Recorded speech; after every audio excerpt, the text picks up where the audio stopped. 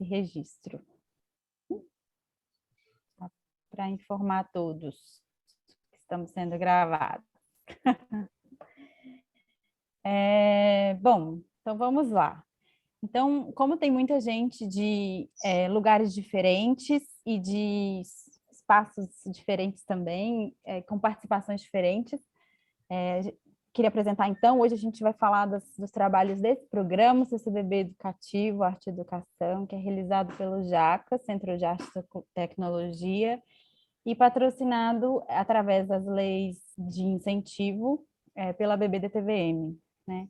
Então, a gente hoje conseguiu assim, fazer um encontro justamente para contar para vocês um pouco sobre as práticas que a gente realizou no acontecimento de uma mostra, que é a exposição NISE, a Revolução pelo Afeto, que aconteceu durante um longo período aqui no Centro Cultural do Rio de Janeiro. E o nosso interesse de hoje é contar para vocês todos que de alguma forma fizeram parte desse processo de construção do que foi a proposta de pedagógica mesmo. A gente adora olhar para esse material e entender o que fica para nós como reflexão e como processo também.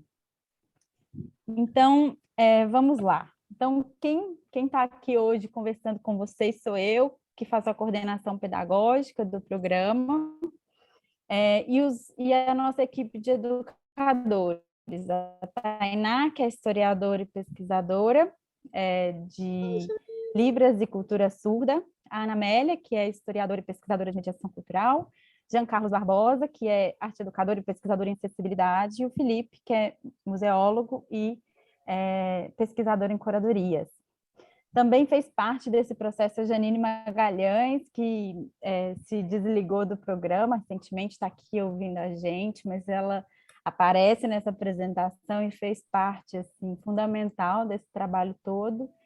E a gente quis mostrar a todo mundo porque essa roda estava muito integrada durante todo esse processo, né? E pensar essa troca também entre nós, com as nossas distintas competências, foi muito importante também em toda essa caminhada. Seguindo, então, a gente vai precisamente falar de NISE, essa exposição linda que ficou em cartaz de 9 de junho a 15 de novembro de 2021 aqui no Rio de Janeiro. A gente está sabendo que ela está viajando para Belo Horizonte, em breve a gente tem notícias aí de como vai ser essa exposição por lá. E aí a gente queria mostrar alguns dados mais básicos para vocês, assim, que dizem um pouco a respeito do que foram os nossos contatos com o público e como a gente está lendo esses dados também, ao longo da nossa apresentação vai ficando um pouco mais claro. Esse período de 9 de junho a 15 de novembro também foram de muitas prorrogações, né? Ela ia acontecer em 3 meses, depois foi prorrogada para um novo período e depois teve uma segunda prorrogação, para nossa sorte, que permitiu que a gente pudesse ter um trabalho consistente também em relação a essa exposição.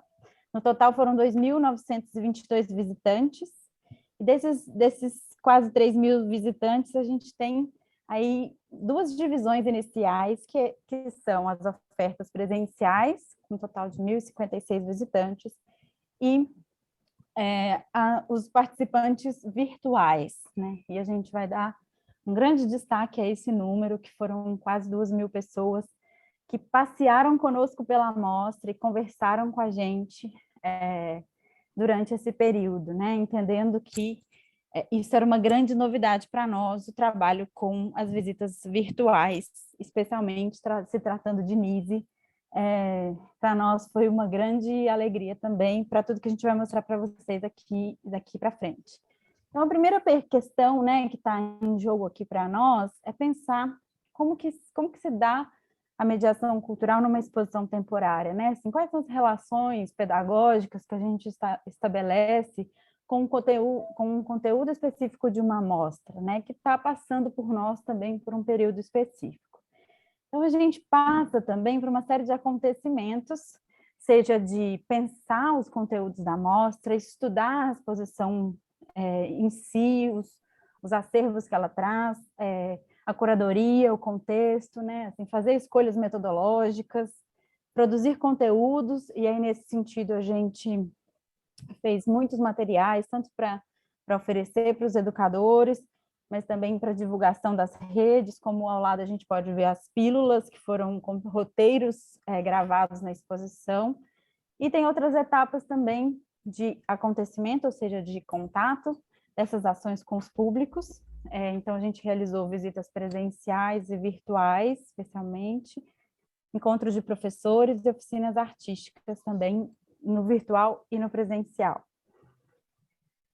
E tudo isso, eu acho que esse encontro materializa essa oportunidade da gente avaliar um pouco o percurso que a gente fez e entender que avanços, que descobertas, que perguntas ficaram para a gente nesse período. Especialmente essa ideia do contexto, né, é algo que a gente não pode deixar de observar dentro do que é a nossa avaliação da mostra, em qual contexto que essa exposição se realizava, né? Então, a gente tinha o primeiro aspecto, né, e aí essa imagem muito forte desse educador paramentado, né, de máscara, face shield, dialogando aí com as pessoas, mas é o contexto da pandemia, né? A gente começou a exposição logo nas retomadas de abertura, né, de reorganização dos trabalhos presenciais, e lidando com protocolos, a princípio, muito severos, que foram aos poucos se flexibilizando, mas protocolos de segurança e o avanço, o desenvolvimento dessa campanha de vacinação, né? Então, a gente teve, ao longo de junho a novembro, um processo gradual de retorno às atividades e enfrentamos também a insegurança do público, e não só do público, mas nossa também, de lidar com as pessoas, de estar em contato, de voltar a retomar as nossas rodas de conversação, né? E outro aspecto que é impactante também para nós é pensar como a pandemia também impactou no processo de democratização cultural, né? Assim, quem são as pessoas que estão, de fato, frequentando os espaços, né? E, nesse sentido, quais públicos essa exposição, como um contexto específico, convoca, né? Quais discursividades que ela está lançando e que ela está, de algum modo, alcançando alguns grupos, alguns núcleos que a gente vai tratar aqui com mais cuidado na nossa apresentação. E nesse sentido da democratização cultural, né, os espaços culturais em geral, que já tinham algumas barreiras, né, e nós, como educadores e como programa educativo, trabalhamos diretamente para romper as barreiras de acesso, né, entendemos que a pandemia criou novas barreiras, seja de acesso, com, né, uma exigência de um celular para emissão de um bilhete, seja o impedimento de transporte público, de oferecer os ônibus dentro do projeto, de trazer grupos, né, assim, em grandes coletivos. Então, tudo isso impacta em um processo de diminuição da democratização desses espaços, que é natural e que, natural, assim, em função da pandemia, né, ocorreu em todas as instituições culturais, mas que, de alguma maneira, a presença das propostas de NISE convocaram um público específico, né? Públicos que são esses que a gente muitas vezes chama de não públicos, né? Ou desses corpos, dessas presenças não normativas nos espaços. Então, o que a gente entende, de forma geral, como a relevância da presença da NISE, né, no CCBB, é, primeiro, poder tratar e falar de saúde mental, né? A gente se deparando com uma sociedade adoecida, de modo geral, né? Assim, todo mundo muito afetado pela pandemia, pelo isolamento social, todos nós perdemos pessoas próximas, perdemos sociabilidade, perdemos contato, seja com os nossos familiares, mas em sociedade. Tivemos muitas perdas, e com isso as nossas emoções também se adoeceram, né? Então, poder falar sobre isso, né? Falar sobre a loucura, seus tabus, e também retomar conversações complexas sobre respeito e a diferença, foram muito importantes. E a NISE, com a sua convocação para o afeto, para o cuidado, para as presenças, permitiu que essas pessoas fossem convocadas a estarem aqui presentes, e realmente estiveram. E por isso a gente entendeu que essa exposição garantiu representatividade de determinados públicos e a participação desses públicos também. Tudo isso a gente vai cuidar mais adiante. Vou acelerar um pouquinho. Então, assim, um aspecto que representa aquele dado em relação à quantidade de pessoas que a gente conseguiu alcançar teve relação direta com o esforço institucional que nós fizemos dentro do programa de convocar professores à visitação virtual, né? Então, a gente entendeu também que isso era uma novidade, que os professores não estavam sabendo sobre essa oferta que era nova também para nós, e que a gente precisava encontrar estratégias de comunicar o que a gente estava oferecendo para os professores. E nós criamos, então, o Circuito CCBB Educativo, que era um projeto de visitação online, de contato direto com esse mailing que a gente construiu ao longo dos últimos 4 anos, para a construção dessas parcerias, né? E, de fato, a gente conseguiu alcançar esses professores, né? Com um processo de contato telefônico, contato por e-mail, de explicação dos processos. Um processo, inclusive, de provar para os professores que esse encontro poderia ser potente, né? E esse circuito permitiu também que esses professores, de algum modo, circulassem por outras exposições, por outros CCBBs, entendessem a nossa oferta de uma forma mais ampla a nível nacional, por exemplo, né?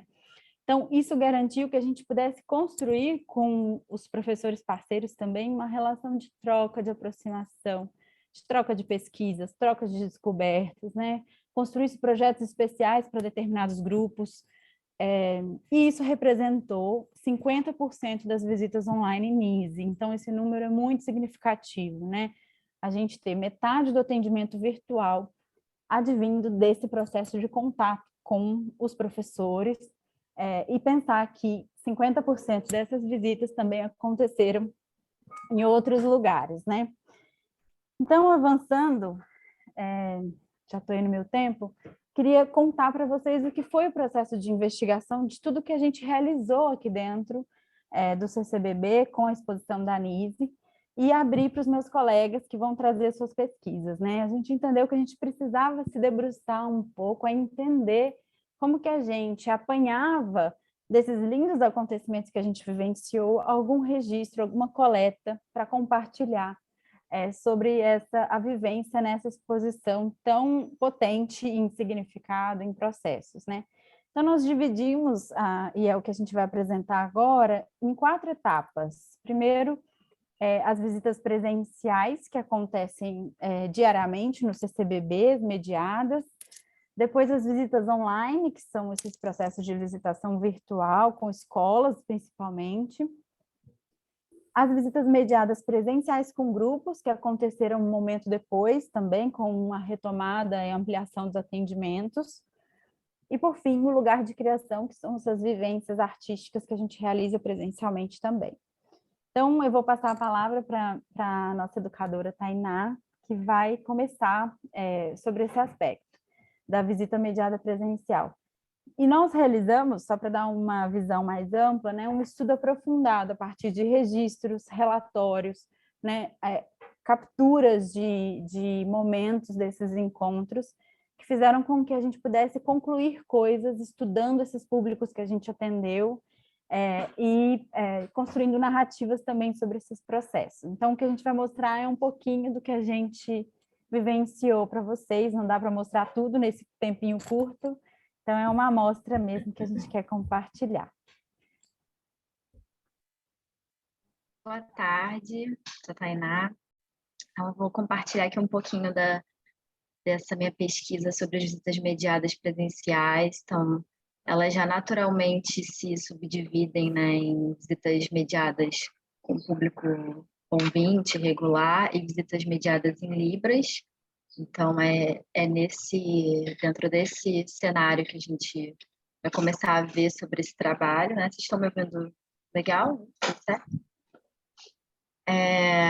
Então, a pesquisa foi estruturada dessa forma, né, pensando primeiro as visitas mediadas, todo, no geral, o contato, né, com esses públicos, a visita mediada em libras e um olhar mais específico para alguns relatos e coisas que surgiram, né, de mais empolgante ou curioso, né, interessante dentro desse contexto das mediadas, né, com público espontâneo.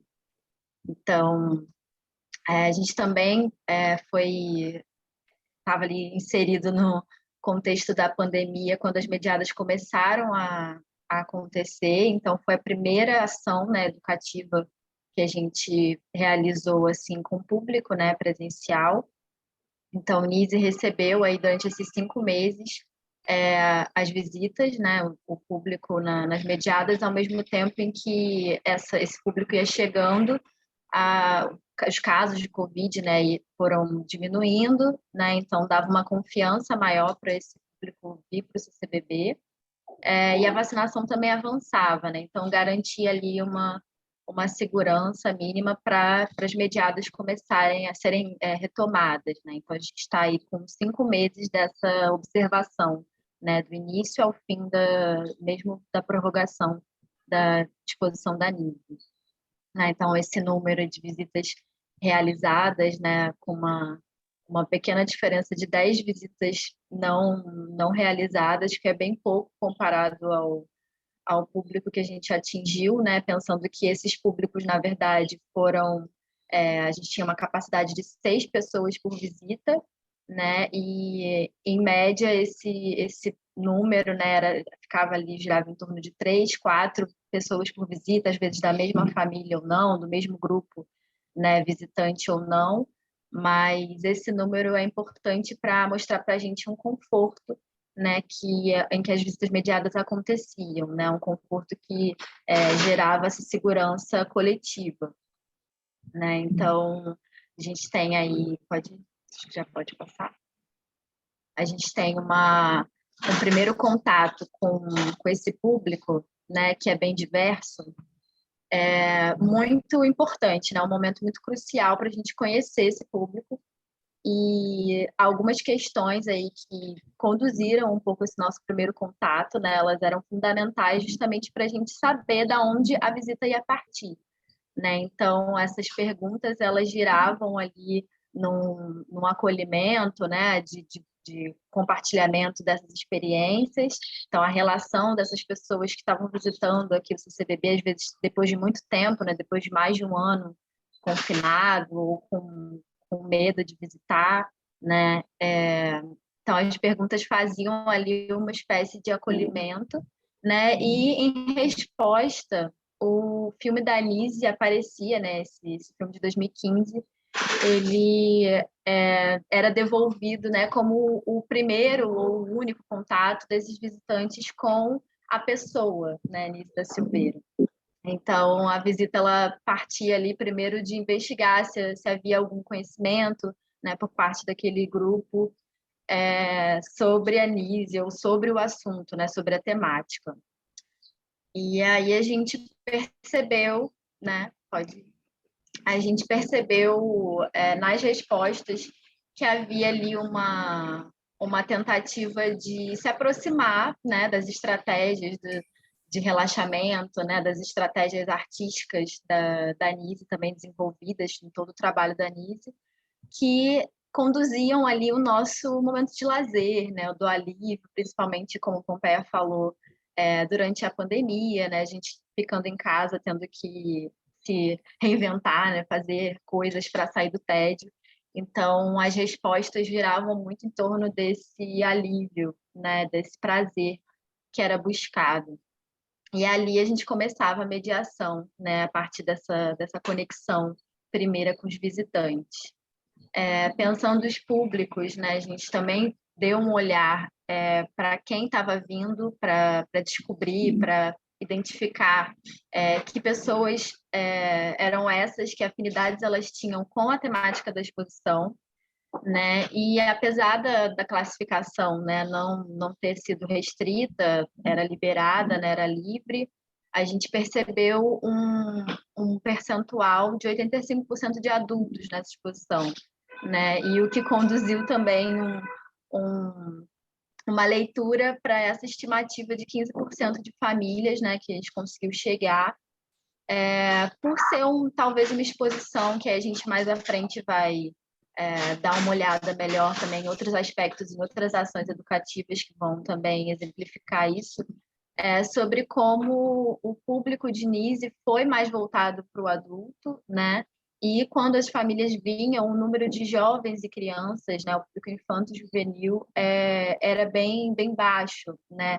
E a gente começa a discutir e a perceber sobre por que isso acontecia, né, na exposição, o que tinha de diferente na exposição de Nise, que essas pessoas não apareciam tanto, essas crianças, esses jovens não eram um público tão presente. E aí, em oposição a isso, o público especializado foi a grande observação que a gente teve, né, nesse momento, principalmente das visitas mediadas.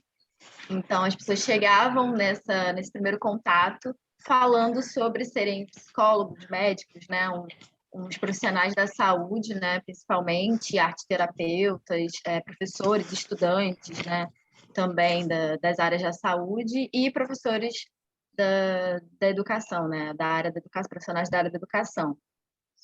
Então, esse público foi um público bastante atendido na exposição da Nise, né, o que também conduzia o nosso percurso na exposição, as nossas conversas, todo o nosso roteiro de uma forma ou outra, né? A gente se adaptou para atender esses públicos mais especializados também, que faziam, né, em contrapartida, uma mediação junto com a gente, né? Então, a exposição, além de ter pequenos subtemas, ela possibilitava esse roteiro, né, adaptável, que a gente conseguia tratar com públicos que estavam conhecendo Nise pela primeira vez, falando sobre a biografia dela, falando sobre os documentos e as fotografias, né, as obras dos clientes artistas, todos os tratamentos psiquiátricos, e os visitantes específicos, né, o público especializado, fazia uma mediação junto com a gente no momento das visitas, né, tratando das mesmas questões, mas com os vieses mais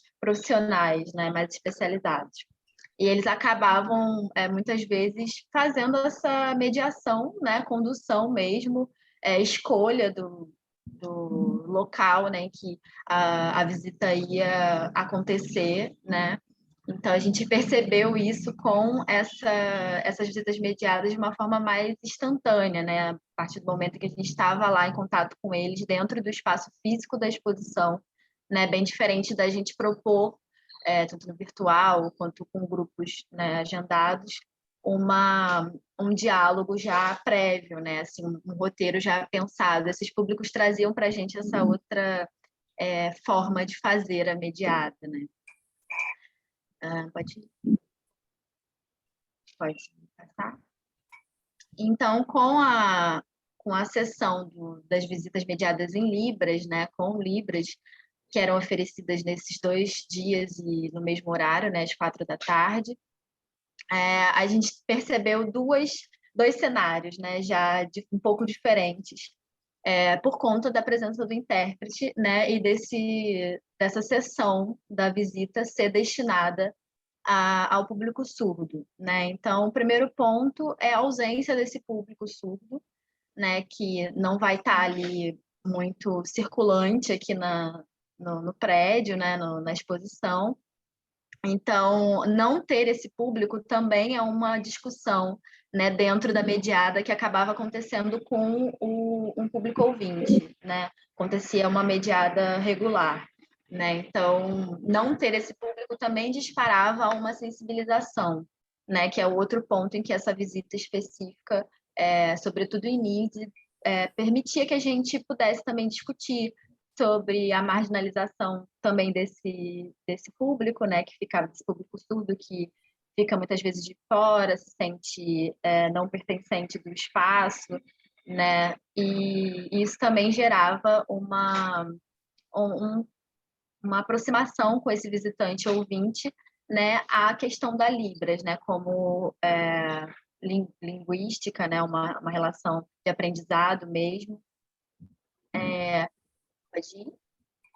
E, por fim, nesses nossos relatos pincelados, né, aqui, dentro das visitas mediadas, a gente tem ali uma administração desse público que a gente chama de público patchwork, né, que está trazendo ali diversas orientações e saberes e olhares diferentes. Então, isso vai ser costurado dentro da mediada, já que muitas vezes são grupos que às vezes duas pessoas, né, um grupo menor que não se conhecem, né? Então isso também vai sendo adaptado ali para relacionar e mediar as expectativas desse público diverso que está sendo atendido junto, né? E as questões como uma palestra, né, que acabava sendo muitas vezes um desejo e às vezes um receio, né, de ser uma palestra, esse momento da visita mediada, né, e a descoberta no momento em que na verdade era uma troca, né, um momento de conversar sobre a exposição, de olhar de formas diferentes, de perceber novas leituras dentro de uma mesma galeria ali que está se apresentando estática, né.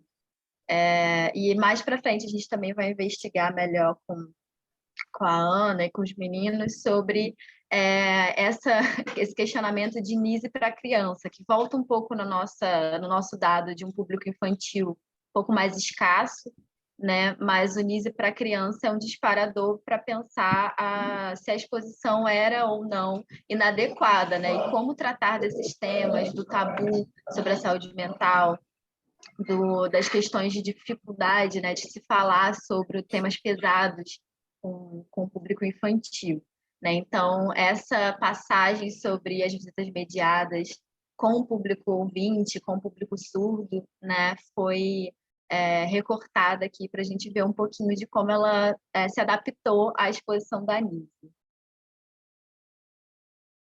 Eu vou passar para o Felipe. Oi, gente, tudo bem? Boa tarde. Eu sou o Felipe. A gente vai então falar um pouquinho sobre essa outra modalidade de atividade que a gente fez, que foram as visitas online, né? Temos aqui uma imagem com a Rossana, inclusive, está aqui com a gente acompanhando. E a gente vai conhecer um pouquinho sobre como foi essa atividade com os grupos no meio virtual, né? Pode passar, Pompé, por favor.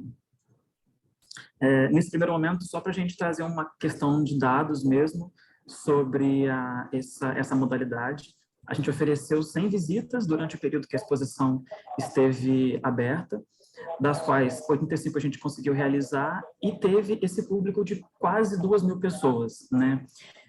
E aí um público que a gente vê que é um número bem grande, bem significativo, mas que foi um público que também participou ativamente dessa atividade, né? A gente está falando de uma visita mediada online, que dura de 1 hora a 1 hora e meia, e a gente tem esse público de mais de 1.800 pessoas que qualificativamente usou esse espaço, teve um tempo com a gente para poder conhecer a exposição, para poder trocar, para poder conversar, né? E aí, diferente um pouco do que a Tana trouxe para a gente, o nosso público no meio virtual foi, em sua maioria, escolar, né? Crianças, adolescentes das escolas municipais, públicas, algumas escolas particulares, foram a maioria dos grupos que nós recebemos aqui ao longo desses 5 meses, e tivemos também outros grupos, né, de arte-terapeutas, um público universitário e o público de saúde mental também.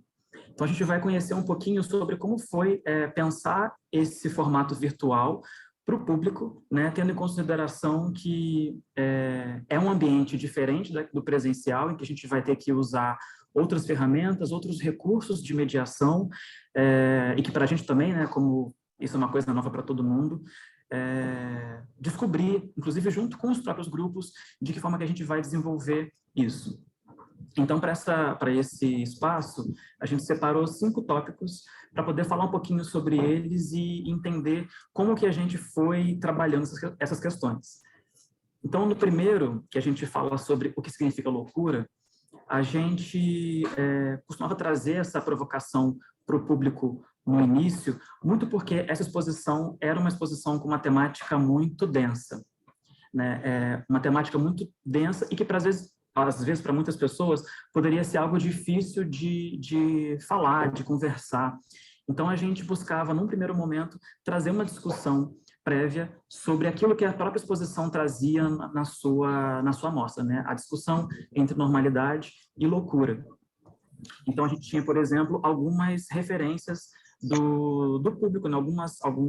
Alguns feedbacks sobre aquilo que eles entendiam por loucura. Então, a gente tinha a loucura como perda da razão, como estar fora da realidade, algo que você poderia ser julgado, um comportamento fora do padrão imposto pela sociedade. Mas a gente trazia essa provocação, né, sobre o que significava loucura, muito para entender de que forma que esse assunto ele era discutido no cotidiano de cada um, né? E aí, a partir dessa provocação, a gente buscava entender quais eram essas formas de discussão, né? Então, a gente tinha, por exemplo, o assunto, né? Falando sobre uma conscientização, os gatilhos que eram gerados a partir dessa provocação, momentos de emoção que frequentemente aconteciam nessas exposições, nessas visitas virtuais, e, para além disso, estereótipos e estigmas que envolvem o tema, e, por fim, uma naturalização da fala, buscando entender mesmo como cada pessoa ia se relacionar com esse tema. Uma coisa importante da gente poder tratar sobre esse primeiro assunto é que a gente, ao longo das pesquisas que a gente fez para a exposição, a gente trabalhou com roteiros pré-definidos, né, que poderiam funcionar na hora de elaborar uma visita virtual, né, através do PowerPoint, do Zoom, enfim. E esse tema a gente buscou iniciar mesmo para poder trazer essa introdução sobre o tema. Dessa forma, o que a gente pensou, né? Como a gente tem disponível esses recursos virtuais, a gente tinha na nossa mão a possibilidade de usar elementos que o presencial não nos dava, né? Que era usar os recursos da própria internet, né? Elementos vindos de fora que poderiam, de alguma forma, aprimorar aquilo que a gente queria trabalhar e facilitar a compreensão das pessoas sobre o assunto. Então, aqui a gente tem alguns exemplos enfim, elementos culturais, da cultura pop, da televisão, que vão tratar sobre esse assunto em diferentes aspectos. Então, por exemplo, a gente tem, nessa última imagem, né, bipolar, o exemplo de uma pessoa que fazia uma dança pelo TikTok e cantava uma música em que um homem falava sobre uma mulher ter uma atitude bipolar. Então, a partir dessa provocação, a gente conseguia puxar com as pessoas, com as crianças, com os adolescentes, com os universitários, arteterapeutas, enfim, com os grupos, a gente conseguia puxar como que a sociedade estava vendo aquele aspecto específico sobre o que significa a loucura, né? Ou então, por exemplo, no caso do Maluco no Pedaço, em que a gente ia discutir a forma como as pessoas elas eram excluídas dos seus próprios grupos por pensar diferente, por se vestir diferente, por ter uma fala diferente, entender minimamente essas perspectivas, né, esses múltiplos lados que esse assunto gera na nossa vida. Então, aqui a gente tem mais alguns exemplos, por exemplo, de desenhos animados, né? Lembrando que a gente, como teve muitos grupos de escola, né, trazer o recurso do desenho animado, do universo das crianças, facilitava demais que eles pudessem trazer as suas impressões sobre o assunto, sobre saúde mental, né? Já que esse era um dos principais temas da exposição, né? Para além de falar sobre Nice da Silveira, sobre os pacientes, os clientes que ela teve lá no hospital, o assunto de saúde mental era algo recorrente nas nossas visitas e a gente buscava trazer isso para os grupos através desses elementos. E aí, como a gente estava elaborando, né, esses roteiros para as visitas, muito em consonância com o que a exposição apresentava, a gente tinha o desafio também de apresentar o afeto que a Anise tratava no seu trabalho, né, associado à arte. Então, como que a gente ia tentar buscar extrair das pessoas essas relações através da conversa? E aí uma coisa, agora que eu lembrei, que é importante a gente destacar, é que nesse meio virtual, a conversa, o diálogo, era uma das nossas principais formas de falar sobre a exposição, literalmente, né? Porque aqui, enquanto a gente está no presencial, a gente consegue olhar para a obra, ter alguma interação, propor outras relações, mas no virtual, como a gente não está vendo a obra fisicamente, era super importante que cada pessoa pudesse trazer um pouquinho sobre aquilo que ela via, entendia, lia sobre aquela aquela obra que a gente estava mostrando, né? Então, nessa perspectiva, a gente foi entender de que forma que a arte e o afeto estavam atuando na nossa saúde mental. Então, a gente, para isso, considerava as relações interpessoais, as relações que eles estavam criando ali dentro do próprio grupo, né? Conversando um com o outro, falando sobre as suas experiências particulares, pensando também no autoconhecimento, né? Fazendo um exercício reflexivo sobre as suas próprias ações. Pensar também, além disso, a ciência aliada à arte e à criatividade como uma ferramenta terapêutica, pegando totalmente aquilo que a Nise fazia na sua prática enquanto psiquiatra, e, sobretudo, a sensibilidade e o afeto, que era um dos nossos pontos mais importantes para serem destacados e apresentados ao longo de toda a exposição. Vocês estão vendo aqui, por exemplo, pessoas, grupos que nós recebemos, que mostravam ao vivo, né, de que forma que o afeto estava presente na vida de cada um deles. Nesse caso, especificamente, nós estamos falando de arte, mas dos animais, né, como os geradores de afeto que a Nise trabalhava lá no hospital psiquiátrico, mas mostrar como que as pessoas se sentiam à vontade para poder trocar com a gente, né? Como eu falei, esse diálogo era super importante, então era nessa condução da conversa que tudo isso ia se desenvolvendo. Então aqui a gente tem 4 exemplos de uma estudante, a Maria Eduarda com seu cachorrinho, o Gabriel embaixo com o gato era o professor da turma, do lado inferior esquerdo, que tem esse textinho, né, é um aluno do Gabriel falando sobre os cachorros que ele tem, e um outro aluno com o seu... É um hamster ou um pouquinho da Índia? Não sei. Um pouquinho da Índia. Estou aqui agora sabendo. Mas a gente vê... Volta um pouquinho só, por favor. A gente vê no exemplo do Ismael como que ele já coloca ali para a gente que o animal faz bem para a saúde mental dele, né? Ou seja, a gente vai, então, trazendo esses elementos que estão ali na exposição, costurando, de alguma forma, para que eles possam pegar toda a essência daquilo que está na exposição e trazer isso para o individual. Só que, para chegar em tudo isso, a gente precisa, antes, alinhar esses interesses para que essa visita aconteça de forma muito qualitativa, né, e muito potente. E como que a gente fazia isso, né? A gente precisava, primeiro, entender as expectativas e os interesses que o grupo tinha para essa visita, né? No caso das mediadas presenciais, espontâneas que a Tana falou com a gente tinha esse primeiro momento ali de uns 2, 3 minutinhos para conversar com a pessoa na exposição, mas aqui no virtual a gente tinha um tempo um pouco mais longo, que era o tempo de conversar com os professores, com os responsáveis, e entender como que eles gostariam que nós apresentássemos a exposição, né? Então, para isso, a gente fazia uma espécie de combinação de assuntos. Como eu falei, a gente tinha esses roteiros pré-definidos que a gente elaborava para poder conduzir as nossas atividades presenciais e virtuais, mas também era importante que a gente tivesse essas intenções dos grupos, né? E, para além disso, os materiais educativos. Então, a gente tem, nesse primeiro momento, o agendamento, né, o pré-visita que a gente fala, em que a gente recebe do professor um pouco daquilo que eles esperam. Então, nesse caso, é um textinho longo, mas, resumindo um pouco, era uma professora de BH que não tinha visto ainda os alunos presencialmente, né, começou a dar aula para eles, mas não conhecia nenhum presencialmente, mas ela queria deslocar esses pensamentos deles para longe de casa, né, falar um pouco sobre a Nise enquanto uma psiquiatra, mulher, revolucionária, e queria usar esse tema da exposição para enriquecer as aulas dela de geografia, né? Usando aquilo que os alunos perceberam na visita, as lembranças deles, associando também as pessoas com sofrimentos mentais. Então, a partir disso, a gente conversa um pouco com ela, entende melhor isso que ela está querendo dizer para a gente e apresenta um pouco do que a gente tem. Um exemplo disso é o Padlet, onde a gente estava reunindo um conteúdo adicional sobre aquilo que a exposição já trazia, né? E que podia facilitar, de alguma forma, o direcionamento do professor para aquilo que ele queria ver com a gente. Então, depois que a gente faz essa combinação de pré-visita, entende os interesses, a gente vai para a atividade e vai ter o resultado, né?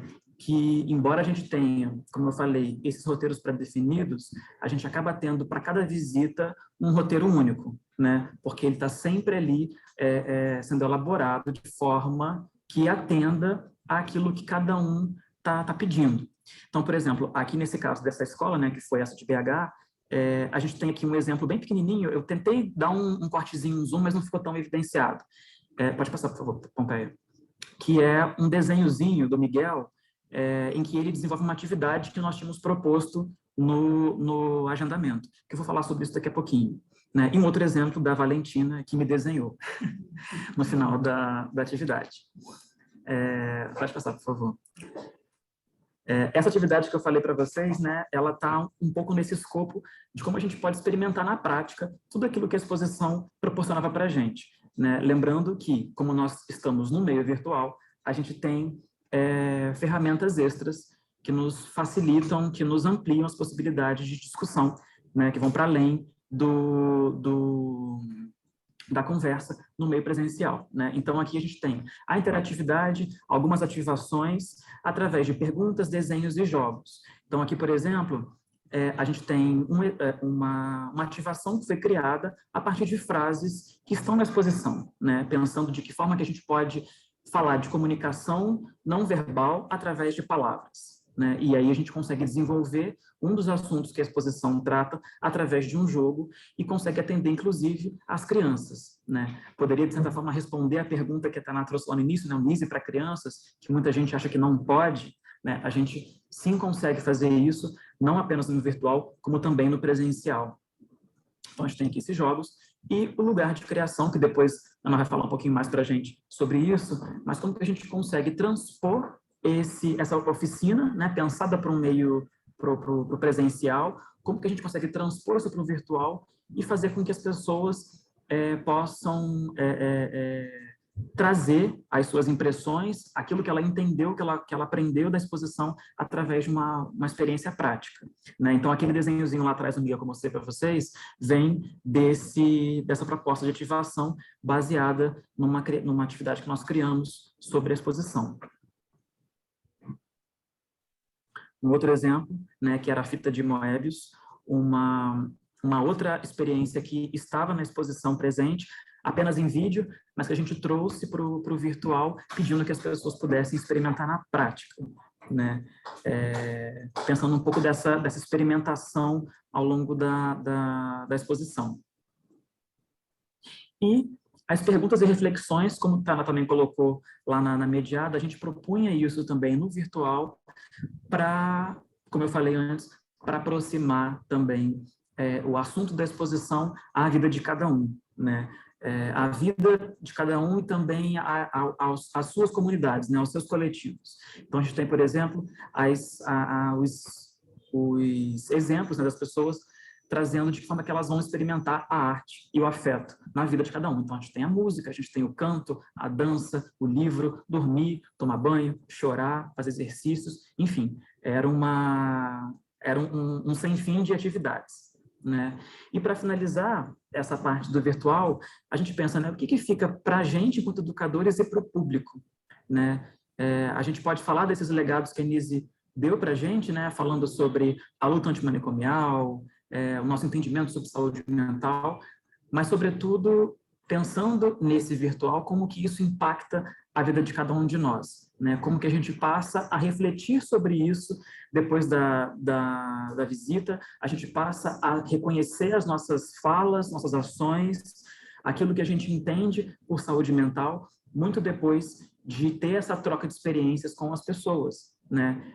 Aqui a gente tem outro exemplo das turmas, né, que vão aqui sempre respondendo para a gente de forma muito positiva, falando, às vezes, explicando melhor que os especialistas sobre o assunto, né, vão trazendo para a gente as suas impressões, os seus entendimentos e mostrando mesmo, né, como que é super possível, né, a gente falar sobre um assunto denso, difícil, complicado, de forma tranquila e que atinja a todos de forma positiva. É isso, pessoal. Valeu.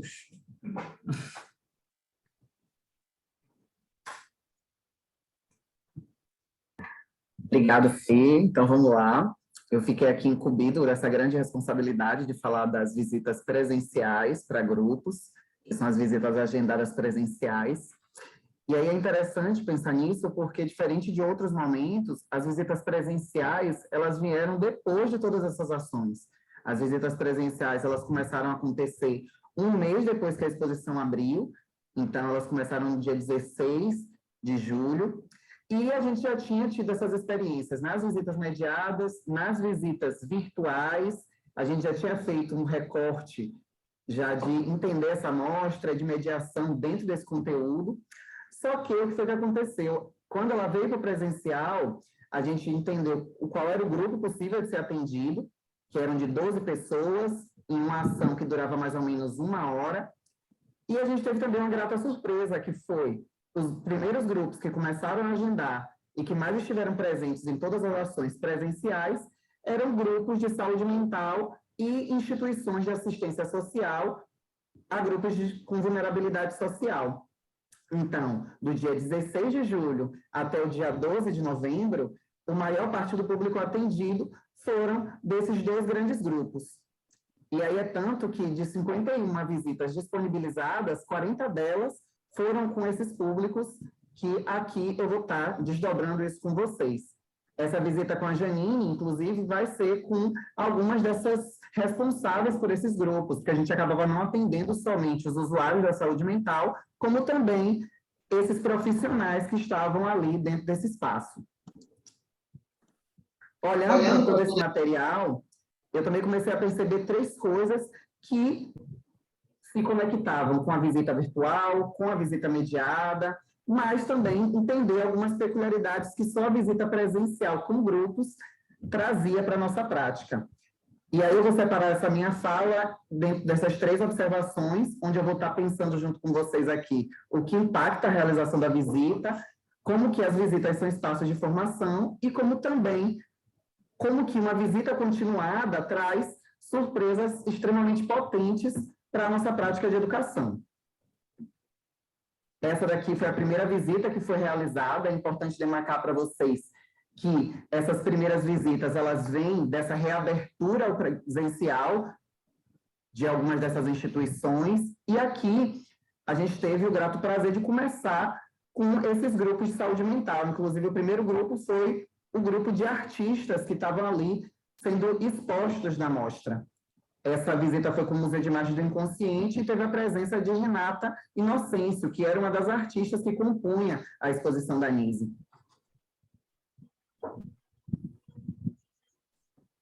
E aí, pensando agora, quando a gente olha esses dados, a gente começa a entender o que é que impactava diretamente na realização dessa visita. Como que a visita ela não acontecia somente naquela 1 hora que a gente estava ali com aquele grupo, que tinha sempre um pré, o momento da ação e um pós. E aí, entendendo esse pré, a gente começou a perceber que o agendamento, a pré-visita, uma mediação da expectativa, problemas de ordem logística e protocolos de saúde, como também o tamanho do grupo, interferiam diretamente na realização e na qualidade da ação ofertada. E aí, aqui, eu separei esses 3 dados que, para mim, impactam diretamente no trabalho da ação dessas visitas, no caso.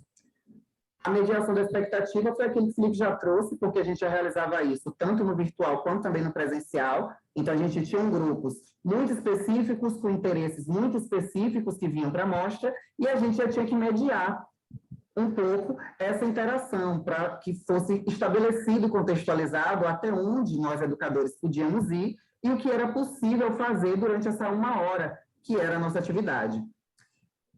Uma outra coisa que também interferia muito no nosso trabalho aqui dentro dessa exposição eram os problemas de ordem logística. Por estarmos começando a abrir aqui as portas para esses grupos, 89% dos agendamentos, eles acabaram tendo uma realização que perpassou alguma inconveniência. 69% dessas ações tiveram um tipo de atraso, de cancelamento, ou também algum tipo de peculiaridade, como por ordem de saúde, por ordem de um surto psicótico que algum desses usuários passou e não pôde vir, como também uma quantidade que às vezes excedia, ou até uma dificuldade na retirada dos ingressos, que foi algo que também passou a ser rotineiro das ações agendadas com os grupos. Uma outra coisa que interferiu muito, só que a nosso favor, durante a realização dessas visitas, foi o tamanho do grupo. Então, como eram 12 pessoas divididas em 6 grupos menores, atendidos cada um deles por um educador, era possível que esse educador fizesse um acolhimento mais individualizado, uma troca mais respeitosa, uma escuta mais ativa perante esses corpos, como a gente vai ver no decorrer dessa minha apresentação e de meus colegas. E aí, para já deixar isso bem evidente para vocês, eu trouxe um relato de uma coisa que aconteceu em uma das nossas visitas, para a gente já perceber junto como que estar em um grupo mais reduzido e ter tido essa mediação de expectativa, entendido o grupo melhor, possibilitou que essa ação presencial pudesse ser, de certa maneira, ali mediada. E também que o educador ele pudesse estabelecer uma nova prática a partir daquele conteúdo. Essa visita ela foi realizada por Felipe Rezende, foi esse que acabou de falar, o educador que acabou de falar aqui, e ela foi com um grupo do Centro de Atenção Psicossocial. E aí, aqui, esse relato, ele demarca uma ação que um dos participantes, que era o Miguel, ele teve um surto psicótico, e o Felipe, ele pega essa prática que estava ali sendo realizada de mediar o conteúdo e ele passa a mediar o corpo dessa pessoa, para que ela se sentisse à vontade. Então, um educador ali também na mostra, além de ser um mediador das expectativas, ele também estava sendo um mediador desses acasos, dessas afetações que ali realizavam. Inclusive, às vezes, colocando de lado essa mediação daquele conteúdo naquele momento para fazer a mediação desse corpo, que para essa pessoa, para aquele grupo, às vezes era muito mais necessário, já que é um não público para as nossas visitas e para esse espaço educativo. E aí eu costumo já trazer também, falar durante essas nossas conversas sobre a Nise, que para a Nise, os monitores eram muito importantes no ateliê, e para a gente aqui no trabalho, o nosso suporte, ele vinha tanto dessa nossa equipe, que estava sempre atenta a dar esse suporte caso acontecesse algum tipo de inconveniência como essa, como também de estabelecer essa ligação intersetorial com outras empresas e funcionários do próprio CCBB, como bilheteria, como recepcionistas, como inclusive a nossa coordenação, a responsável pelos agendamentos. Então, a gente criou toda uma trama de fortalecimento para melhor realizar essas ações com esses grupos. E aí é importante também falar sobre como é que a gente começou a mediar esse conteúdo e essas afetações, porque essa escolha que o Felipe teve naquele relato que eu acabei de comentar, ela também vai perpassar essas várias estratégias desenvolvidas por nós educadores, a partir dessas experiências com esses grupos, a partir desse contato no campo virtual e também nas visitas mediadas. Então, a gente começou a ter um acolhimento de visita que já convidava o público à troca, então a gente já estabelecia que não ia ser uma palestra, mas muito mais uma conversa. A gente buscava ter também uma linguagem mais acessível, com o uso de metáforas e analogias.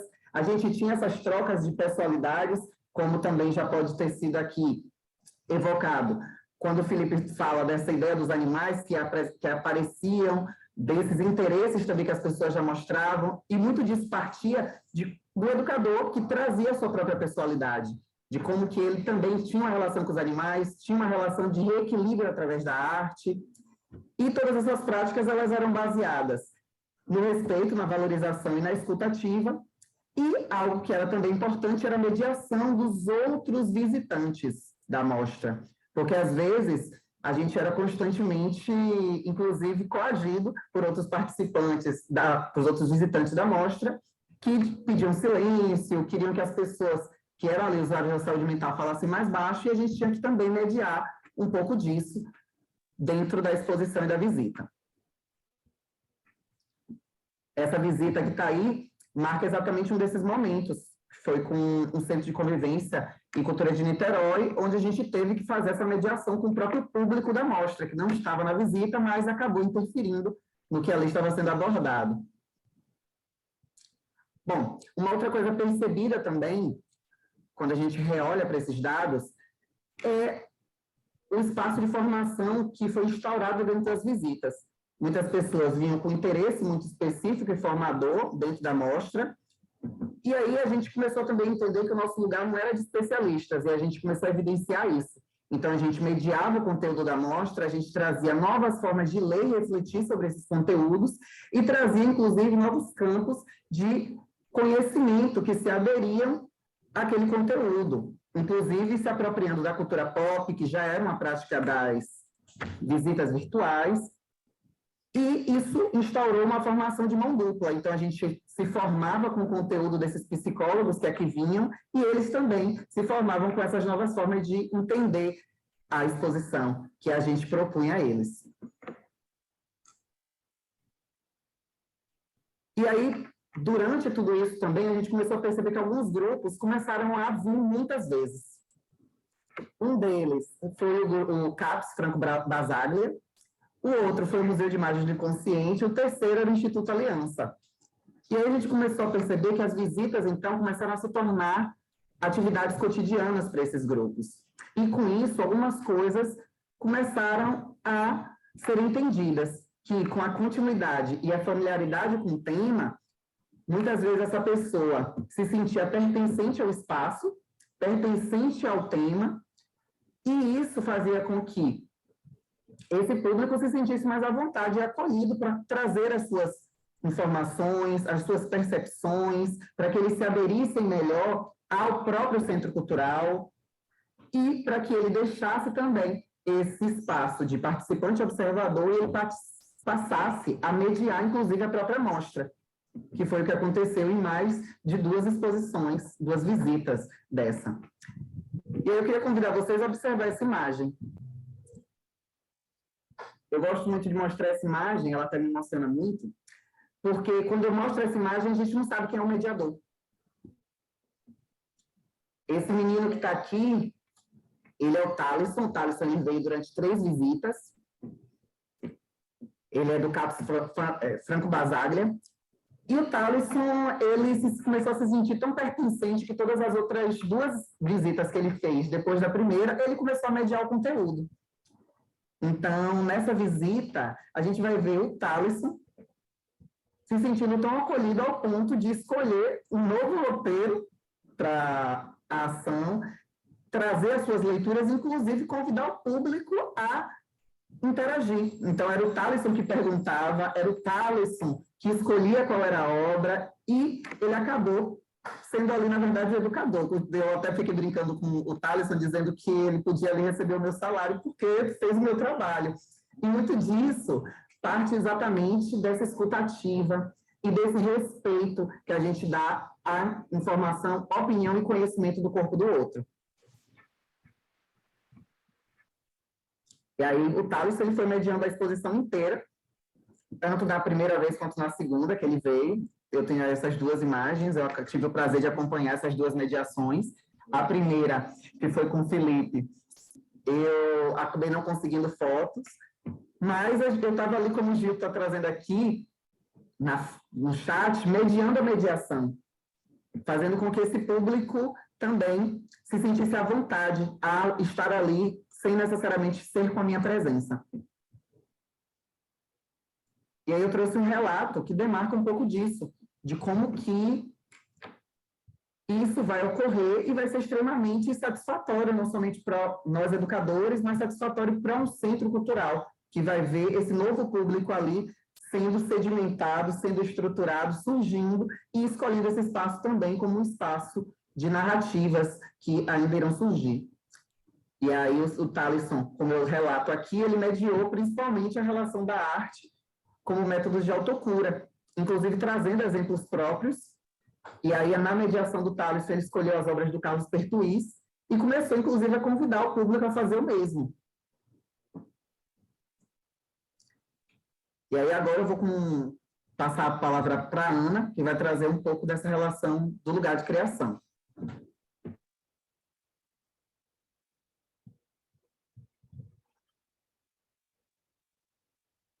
Estão me ouvindo agora? Boa tarde, gente. Seguindo aqui a fala dos meus colegas, eu vou falar um pouco do lugar de criação. Então, o Jean acabou de apresentar o Thalisson para vocês, e aqui nessa foto a gente tem o Otto. Além do Otto, vocês vão conhecer alguns dos outros participantes que acabaram virando presenças recorrentes no nosso cotidiano aqui no Educativo. Então, para quem não conhece o lugar de criação, Pode passar, Pontes. O Lugar de Criação é uma programação especial que o Educativo desenvolve todo final de semana, visando a ocupação, a convivência, a criação, o diálogo através da arte para crianças e suas famílias. E para realizar esse espaço de convivência, construir esse ateliê coletivo, a gente desenvolve 4 linguagens, que são as oficinas de artes, oficinas de histórias, oficina de saberes e jogos de artes. E ao longo desses 6 meses de exposição de Nise, meus colegas, eu cheguei só ao final desse processo, então pude acompanhar apenas um desses LCs, mas os meus colegas desenvolveram 3 atividades, dialogando muito com presenças de artistas, clientes da Nise, e os processos criativos deles sendo desdobrados em ações que eram apresentadas às famílias, como um convite a participar dessa prática. Então, a primeira delas está aqui, que foi o desenho dominó. O desenho dominó foi uma prática que surgiu do processo criativo do Arthur Amora, que foi tanto cliente da Nise quanto monitor dos ateliês, e aí trazendo esse elemento, que é um elemento de um jogo, né, tão afetivo, tão próximo da experiência dos brasileiros, a gente convida a uma investigação de um processo de criação mesmo, de abstração a partir dessas peças. O segundo laboratório, né, o segundo lugar de criação proposto foram as janelas.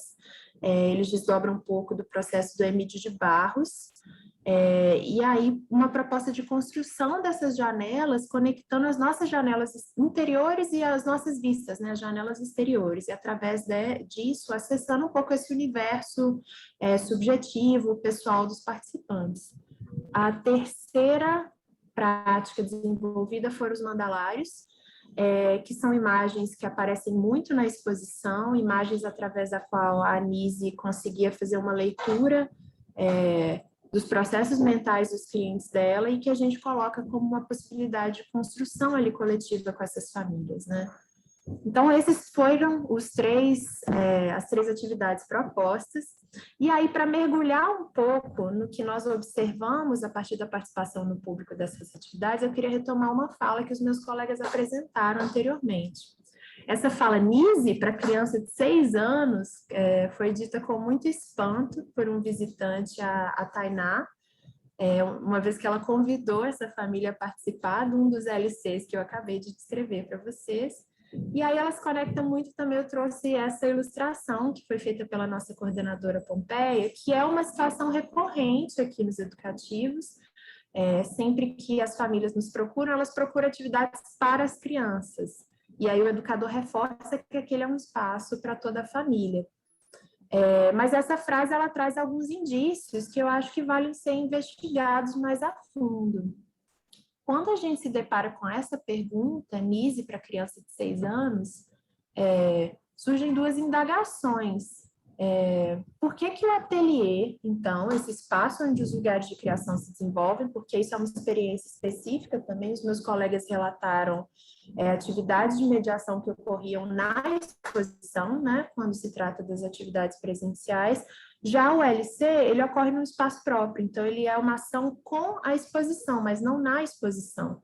Então, por que esse espaço do ateliê, que é um espaço outro, não está sendo lido como um espaço para os adultos? E por que a exposição, como os meus colegas mostraram, então na fala da Tainá a gente pode observar bem isso, por que a exposição não está sendo lida como um espaço para a infância, está sendo entendida como um espaço adulto? Então, debruçando um pouco nessa investigação, a gente pode pensar outros 2 elementos, né? O que será que o design, tanto da exposição quanto o design do nosso espaço de lugar de criação, está comunicando? Porque algo que a gente pode ver na fala do Jean também é que tudo comunica no momento de mediação, né? Não é só a fala do educador, mas o corpo comunica, as presenças comunicam e o espaço também está comunicando.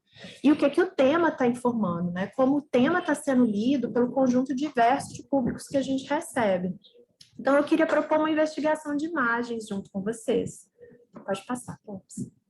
Quando a gente olha essa imagem, ela é uma cena da visita virtual à exposição da Nise, e a gente já pode ver que alguns elementos podem estar comunicando essa visão, informando o modo como o público lê esse espaço, né? É uma exposição que tem uma iluminação muito mais baixa, tem uma paleta de cores mais sóbrias, tem uma presença textual muito grande, e muitas vitrines, objetos colocados mais restritos, Mas quando a gente sai desse espaço da exposição para o nosso espaço de ateliê, a relação muda muito drasticamente, né? A paleta de cores é outra, a iluminação é outra, a disposição do mobiliário, os próprios elementos decorativos. A gente vai entendendo que esse espaço está comunicando também, para além do convite que o educador faz ao público, o espaço faz um convite por si só, né? E além do espaço em si, a gente tem um modo como o próprio educador e os públicos passam, então, a interagir com esse espaço. Essas duas cenas estão trazendo o educador Jean em dois momentos distintos, e eu acho que a gente pode ver claramente, até em termos de iluminação, como que a experiência no espaço se constrói de uma forma diversa, né? Então, nessa primeira imagem, se vocês olharem com mais profundidade, a gente pode ver que fica até difícil identificar os participantes por conta da baixa iluminação. Cria um espaço um pouco sombrio, mas que pode também ser lido como um espaço mais intimista para os adultos que estão nessa exposição. É um espaço onde eles às vezes se sentem acolhidos, a iluminação mais baixa traz um quê de reflexão, mas para a criança esse espaço pode se tornar um pouco assustador, um espaço sombrio, um espaço misterioso. E quando a gente olha o tipo de relação que se constrói no ateliê do lugar de criação, a gente consegue enxergar outro tipo de gestualidade, outro tipo de proximidade. A gente olha que a postura do educador tá diferente, e a postura do público também, né? Nós temos uma criança interagindo muito próximo com o educador, a presença dela bem iluminada, esse se colocar à mesa para um espaço de construção, de partilha. Então, ali, o próprio espaço e a gestualidade dos participantes estão comunicando indícios de como pensar esse local e o que se pode desenvolver nesses dois espaços, né? E são elementos que são importantes para a gente pensar naquilo que Jean já apontou na fala dela, que a mediação não é só o que acontece em si na troca, mas que é todo um conjunto de relações que antecede o próprio momento que o público chega. E aí alguns questionamentos surgem das observações que a gente faz. Perdão, gente, acho que o áudio travou. Estão me ouvindo agora? Todo mundo me escutando? Então, pensando um pouco desse conjunto de relações que se desenvolve nesse espaço do ateliê, algumas perguntas surgem para nós enquanto educadores, né? E uma delas é essa: onde estão então as crianças? Porque nós observamos ao longo dos 6 meses de atividades de lugar de criação, nós desenvolvemos 7 ateliês, que o perfil do público mudou muito drasticamente. Então, para contextualizar, a gente tinha um perfil de atividade de lugar de criação que era desenvolvido, eram 4 lugares de criação ofertados todos os finais de semana, e tinha cada lugar de criação uma participação mínima de 20 pessoas, assim, mas era muito comum a cena de 40 pessoas participando desse ateliê juntos, e a gente sai desse perfil para, no máximo, 12 participantes em uma atividade por final de semana. E dentro dessa atividade, a gente começou a notar que o perfil etário das crianças mudou muito, o perfil das famílias que apareciam. Então, se antes a gente tinha crianças em idade escolar, de 6 para cima, as crianças que começaram a aparecer eram crianças de 6 para baixo, muitas até bebês. E a gente se pergunta, então, por que essa mudança tão drástica do perfil etário, né? Fica como um questionamento, uma investigação que o educativo se debruça agora. E como a gente pode ver na fala dos meus colegas, quando a gente se interroga sobre a presença das crianças em INISE, a gente notou essa ausência das crianças na exposição em si, e no caso do Felipe, as crianças mais velhas em idade escolar muito presentes nas atividades virtuais, mas no LC esse perfil etário completamente distinto, né? Que se conecta de novo a esse questionamento do pai, né? NISE para criança de 6 anos, e aí eu queria mergulhar um pouco em como os educadores pensaram essas respostas, então, né? Essas indagações que o público trazia. Porque quando a gente fala de saúde mental, tem uma série de tabus em cima desse tema, é um tema tratado como um tema complexo, pesado, e um tema, muitas vezes, que não é visto como algo que pertence à infância. Mas aí eu queria tomar um minuto para que todo mundo olhasse essa ilustração que surge em um dos LCs que a gente desenvolveu. Em todas as atividades que os educadores desenvolveram para o lugar de criação, nós tínhamos uma prática artística, mas essa prática artística foi construída como uma forma de acessar outras linguagens e discussões, de construir um diálogo em cima da saúde mental. Então, quando o educador convida as crianças, as famílias a construírem as suas mandalas, essa expressão do mandalário trazia muito das emoções de cada um. E nessa imagem, isso é o que uma criança resolveu retratar, das emoções que ela estava trazendo para esse espaço nesse dia. É um sol que parece um coronavírus, a gente não sabe exatamente o que ela estava interpretando dessa estrutura circular, mas com um rostinho triste, cercado, abatido. Então, como que a gente lida com isso? Como que a gente fala de saúde mental para a infância? Porque eu queria aproveitar essa pergunta para devolver uma resposta, uma contribuição que a gente teve da Dalva, uma das nossas participantes VIP, sócias do Lugar de Criação, que é uma presença garantida em quase todos os finais de semana aqui. Em uma dessas atividades do mandalário, que o educador Jean estava conduzindo, Jean fez uma pergunta que fazia parte desse processo de investigação da mandala, do que são os pensamentos, como que os pensamentos surgem. E Dalva nos responde isso, então. Parece fanfic, gente, eu sei que parece uma daquelas histórias, né, de adultos contam, mas eu estava presente, ouvi ao vivo Dalva falando isso. Que ideias são coisas que estão assim no ar e entram na nossa cabeça pelos ouvidos. A Dalva, que tinha 4 anos, quase 5, como ela fez questão de deixar claro, ela traz essa contribuição, então, que nos faz pensar uma coisa, né? Quais são as ideias, então, sensações, pensamentos, sentimentos que estão entrando nos ouvidos da criança nesse momento pandêmico, nesse momento conflituoso, esse momento de tantas transformações que a gente está vivendo? Então, para pensar essa pergunta, a partir da contribuição da Dalva, eu queria botar um trechinho desse vídeo, que as crianças respondem o que elas estão entendendo por pandemia e por quarentena.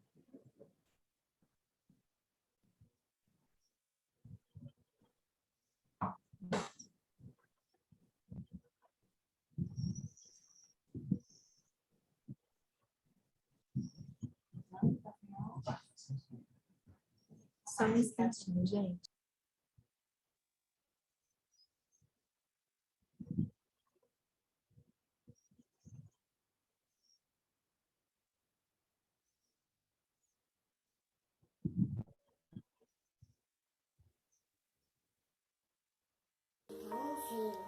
Sim, é uma bola que pega pela unha e não bote a mão na boca, nem no nariz, nem no olho. Pandemia do coronavírus, né? Quem não sabe disso? O coronavírus é uma coisa invisível. O coronavírus é um bicho. Com esse coronavírus entrou essa Covid-19. E ele causa problema respiratório, febre. Aí a gente tem que ficar isolado, né? A gente tá indo em casa, a gente tá indo no parquinho, a gente tá indo na rua e nem no shopping. Mas agora com essa coisa aí chata, não dá pra fazer nada. Só dá pra brincar dentro de casa. Eu não posso ver o vovô, a vovó, meus amigos. Agora eu não posso mais brincar no pé, não posso mais ir no parquinho. Eu agora falo com a vovó no telefone, no computador. Nada muda na vida, só muda a quarentena e o coronavírus. Vamos supor, peguei o corona. A chance de eu sobreviver vai ser pequena, mas tipo, quem sobrevive tem muita sorte, porque esse vírus é quase impossível. Então, próxima pergunta, Carolina.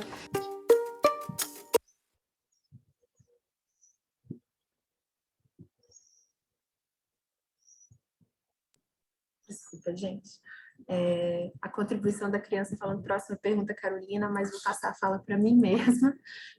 Mas esse vídeo, ele traz um pouco desses olhares, talvez dessas ideias que estão entrando pelos ouvidos das crianças, né? E a gente vê uma fala que vai muito nesse lugar do isolamento, a falta que faz estar no parquinho, estar no espaço público, estar encontrando os avós. E aí, quando a gente volta para o nosso lugar de criação, Uma série de novos comportamentos e expectativas começam a aparecer num espaço que antes era um espaço só de brincadeira, de diversão, um espaço lúdico e leve, e os educadores começam a observar uma nova série de posturas, de atitudes, novos gestos estão surgindo nesse espaço de convívio, né? As crianças chegavam no começo, principalmente nos primeiros lugares de criação, muito arredias, muito tensas, com insegurança, medo de se aproximar, os próprios pais regulando muito a espontaneidade da criança sendo tolhida por esse medo mesmo da contaminação. E aí esses movimentos controlados, né? Uma participação bloqueada. E as crianças claramente sentindo muita falta do convívio social, muita falta da possibilidade de interação social, mas com muito medo de iniciar essa interação ou de estar aberta à proposta que estava sendo colocada, né? E aí, no contexto do LC, eu queria jogar essa pergunta, que é uma pergunta que a gente se faz. O LC tem como eu destaquei no começo, são 4 linguagens, essas 4 linguagens artísticas, né? E nesse contexto de fala da saúde mental, para que serve a arte, então? Como a gente enxerga, quais possibilidades a gente enxerga nas linguagens artísticas como acesso a esse universo da saúde mental, como ferramenta para a construção desse diálogo? E aí eu queria trazer 2 observações que vieram de relatórios dos nossos educadores. Essa é uma fala do educador Jean Carlos descrevendo um pouco do lugar de criação do Mandalário. Então, ele fala que construiu uma investigação pelas imagens do nosso inconsciente através da meditação. E para facilitar o ato meditativo, ele usou uma ambientação luminosa e sonora e conduziu o processo de imersão dos pensamentos e imaginação. No total, cada participante produziu 3 mandalas, cada mandala tinha um foco em um momento temporal, então uma mandala focava nas percepções do passado, as emoções que chegam a gente quando a gente olha para trás, os nossos sentimentos, sensações, impressão sobre o presente, e uma mandala focada no futuro, universo de desejos, de expectativas, e durante a ação também analisamos as nossas próprias mandalas, na busca de elementos e formas que se repetiam, buscando perceber quais as sensações e leituras possíveis de cada mandala feita. Então, ali a gente vai vendo que o processo artístico, ele foi conduzido, construído, proposto como um universo de reflexão para outros processos. E pode passar para frente, vamos. Quando a gente chega no relato da educadora Janine, que está aqui presente em nós em várias fotos, e para os educadores da equipe para sempre presentes, a gente vai vendo como que essa proposta foi sendo sentida, interpretada pelos participantes, né? A maior participação dos adultos observada, então se no início a gente vê aquele espanto do adulto, NISE para criança de 6 anos, então um espanto de entender esse espaço só como um espaço de infância, na prática a gente viu que os adultos interagiam muito mais às vezes até do que as próprias crianças. Alguns grupos eles se sentiam tão motivados pela atividade que voltavam para participar das visitas mediadas posteriormente e conhecer mais a exposição a fundo. Outra questão que surge, que é uma questão que a gente já viu algumas pinceladas dessa reflexão com os meus colegas. Fala para a Preta que está cedo para lanchar, que não precisa botar lanche, não. A gente está ouvindo uma conversa aqui de uma das visitantes. Se puder fechar o microfone, gente, só para não atrapalhar. Não... Fernanda. Joia, gente, só desculpa, perdão. Então, quando a gente retorna, uma questão que todos os educadores levantaram, destacaram muito fortemente, foi o medo da gente cair no campo da assistência psicológica, porque nós não somos psicoterapeutas, não somos psicólogos, não somos psiquiatras, mas as questões emocionais, as questões psicológicas, as questões afetivas surgiam, elas afetavam, elas apareciam. E como mediadores, a gente não podia deixar de mediar essa experiência e acolhê-la, né? E isso era uma questão também presente nos LCs. E os LCs da NISE traziam reflexões além da prática em si, porque elas convidavam à experimentação e era um espaço onde era possível e permitido experimentar. No período da pandemia, os LCs não tiveram constância, mas a gente começou a observar que muitos dos participantes que apareciam para um LC voltavam. E aí eu queria propor uma investigação de algumas imagens registrando a participação nesses lugares de criação, que mostra um pouco como essa presença continuada foi transformando e qualificando também o modo como os participantes estavam interagindo ali.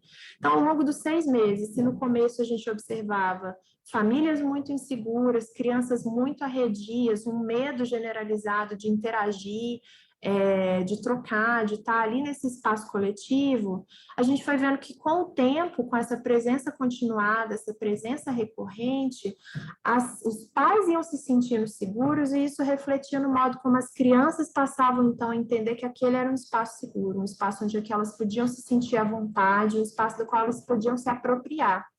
A gente entende que as crianças precisam de rotina, né? E nesse momento de tanta quebra e tanta insegurança, um espaço onde elas sabiam que elas podiam retornar, onde teria atividades onde elas seriam acolhidas, onde as famílias podiam estar e se sentir seguras, a gente viu que isso causou um impacto muito grande e trouxe essa presença recorrente. Uma presença recorrente de crianças que passavam, então, a entendendo que aquele era um espaço onde elas podiam interagir com estranhos. E ao contrário da escola, onde já tem uma série de códigos que as crianças passam a estar mais familiarizadas, esse é um espaço adulto, é um espaço muito diferente, um espaço dentro de um centro cultural imenso, que leva a toda uma série de deslocamentos. Então, ver uma cena como essa, da Janine com essa visitante, tão próxima, né, tão cuidadosa, mostra como essas crianças vão entendendo que aquele é um espaço onde elas podem interagir com segurança. E vão construindo uma série de outros códigos e expectativas que estão dentro da nova realidade, né?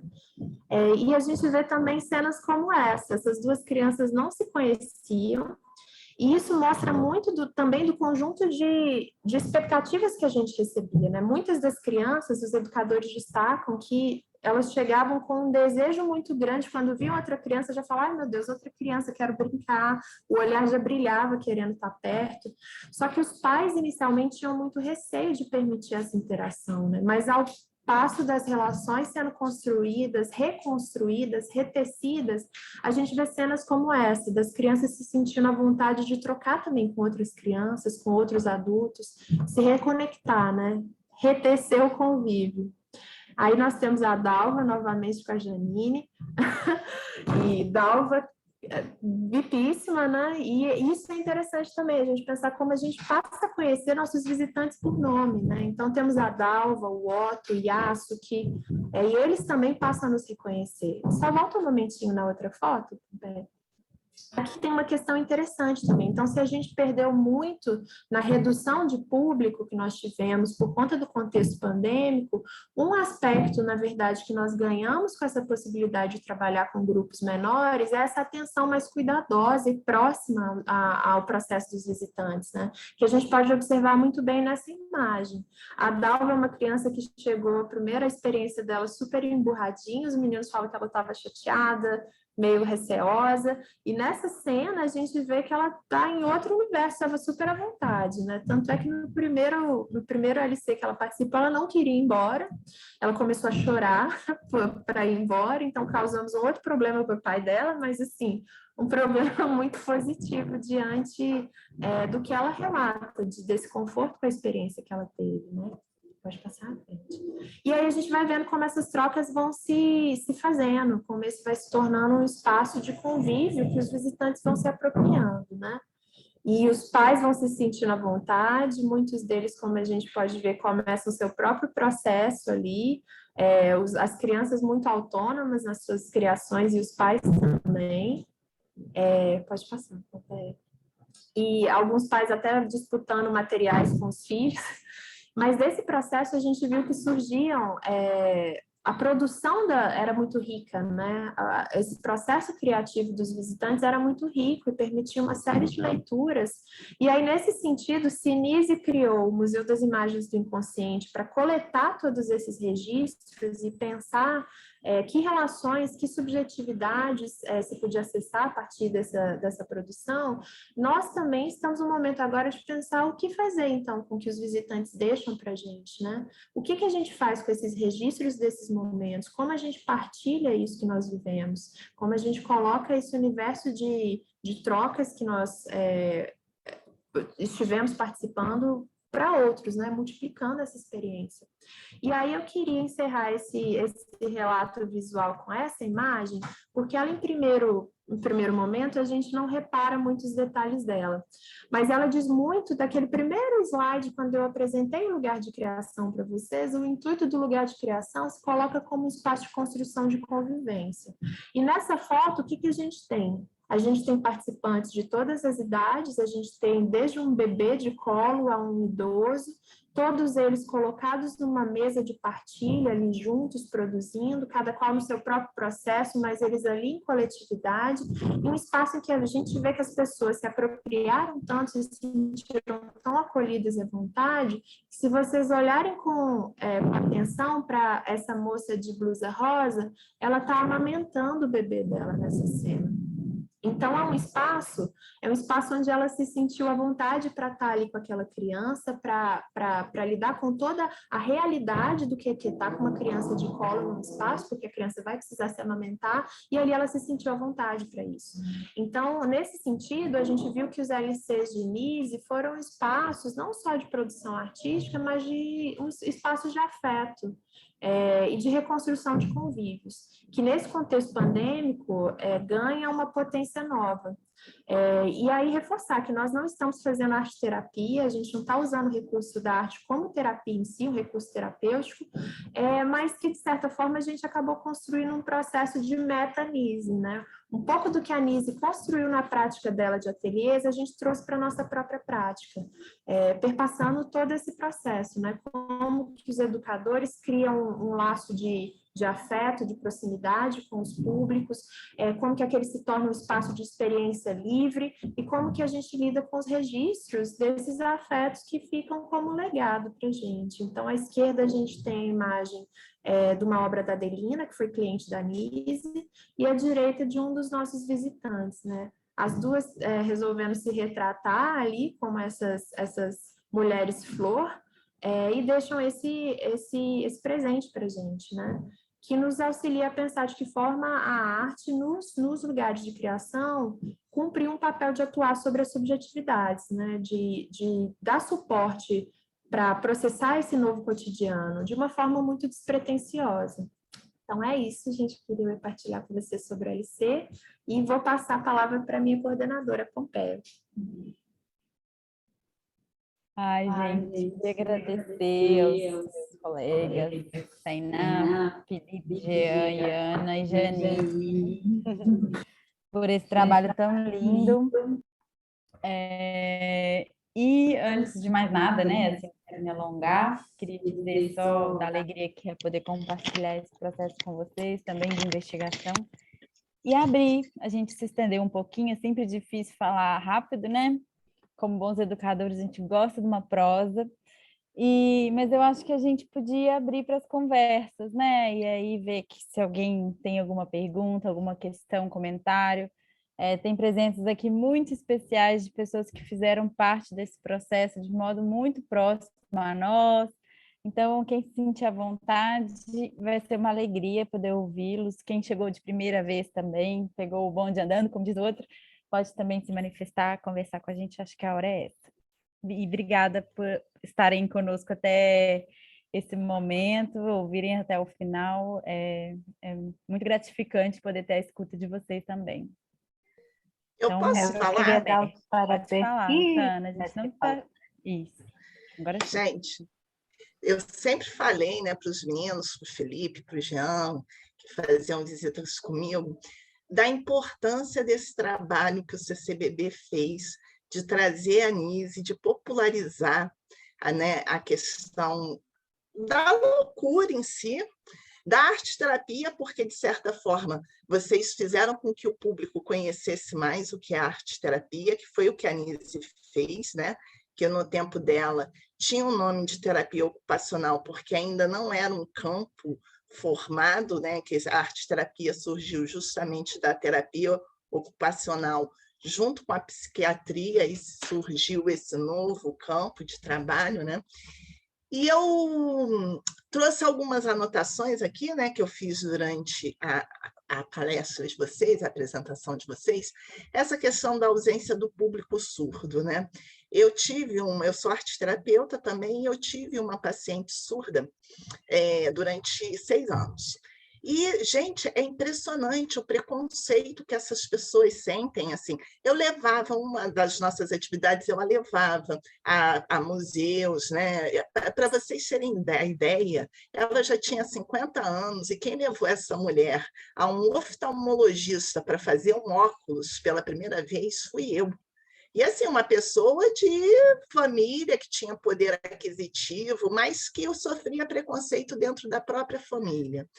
Então, essa questão que vocês colocam, né, como a arte mediadora da autocura, que é isso mesmo, e é isso que as pessoas não entendem, até quem procura, né, um trabalho em arte-terapia, que não é um terapeuta que vai curar elas, é um trabalho de autocura, é um processo de autocura, né? Então, essa questão da saúde mental como um tabu mesmo. Quando a gente fala de saúde mental, as pessoas acham que saúde mental é só para quem tem algum problema, mas saúde mental não é isso. Saúde mental é tudo, né? Agora, não é porque a pessoa não está numa crise, numa depressão, né? Ela tem que cuidar da saúde mental, nós todos, o tempo inteiro, justamente para que a gente não chegue nesse lugar, né? Então, assim, as pessoas não sabem nem o que é isso, é um tabu na nossa sociedade. E aí, vocês trouxeram também... vou dar parabéns para o Jean, viu, Jean? Já pode fazer o curso de formação em arte-terapia.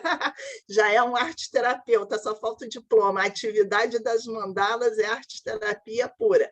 É claro que esse não é o objetivo, porque aí não tem aquela leitura que a gente faz depois e tal, mas já está com meio caminho andado, viu? Pode se matricular.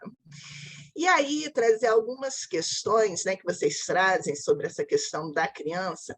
O CCBB, eu sou frequentadora do CCBB, acho que desde que inaugurou, e meu filho foi criado dentro do CCBB, hoje ele tem 15 anos. E quando ele era criança, assim, quando chovia e tal, criança de apartamento, a gente ia para o CCBB, porque ali ele corria e tal.